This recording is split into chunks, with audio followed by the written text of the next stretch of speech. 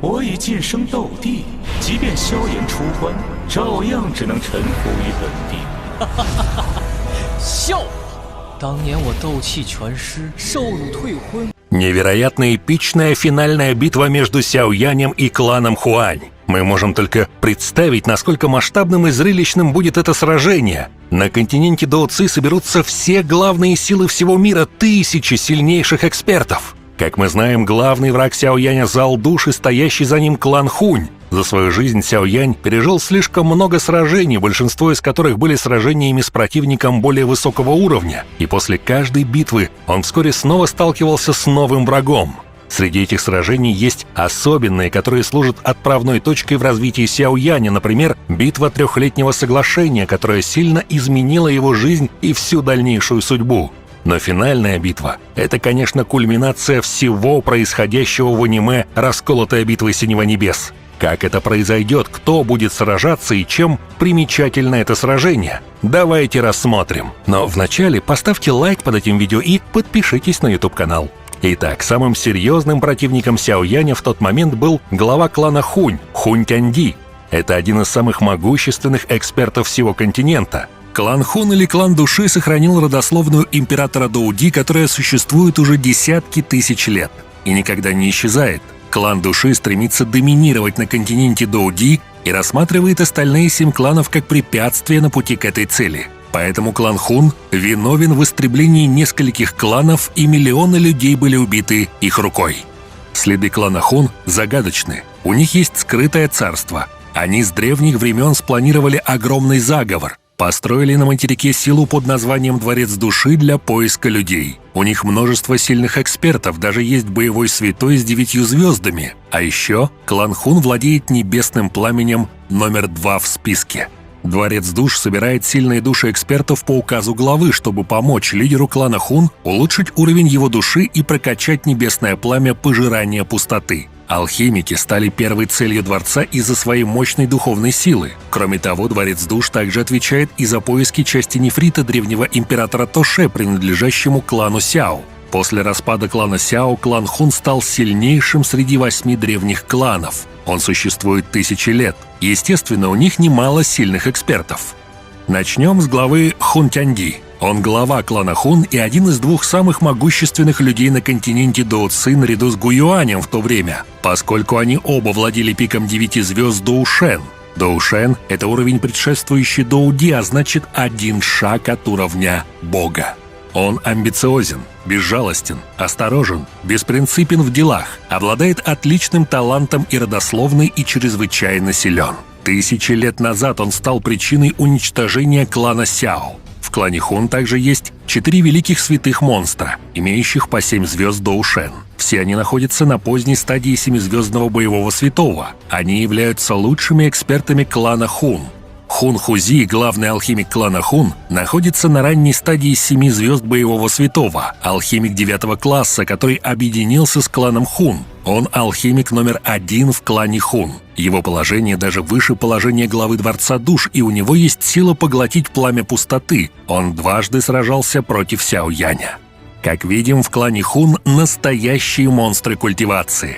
Сяо Янь, помня угрозу и могущество древнего клана Хунь, создал альянс, объединив мощные силы. Он заключил союз с древним кланом Гу и его главой Гуюанем. Также Сяо Янь и Яо Лао еще раньше создали альянс Небесного Дворца, куда вошли помимо прочих такие силы, как Долина Горящего Пламени, Цветочная Фракция и Башня Пилюль. Хунь Тяньди на уровне святого 9 звезд высшей ступени стремился продвинуться на уровень бога Доуди. В целом он уже 1000 лет искал способ преодолеть барьер святого, однако совершить это своими силами настолько трудно, что практически невозможно. Вот почему он искал все части нефрита древнего императора Тоше, чтобы попасть в его гробницу. Там находится то, что может помочь достигнуть уровня Доуди. Однако это грозит ужасом для всего континента. Как только Хунь Тяньди продвинется на уровень бога, все закончится.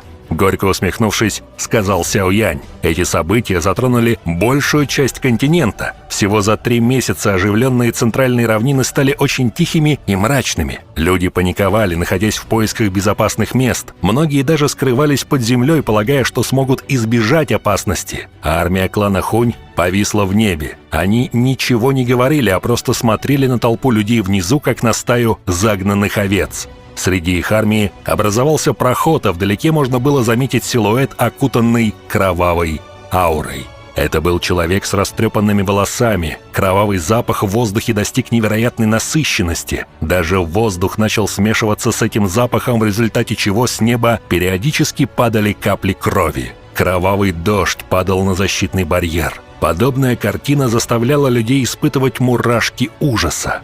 Хунтянди.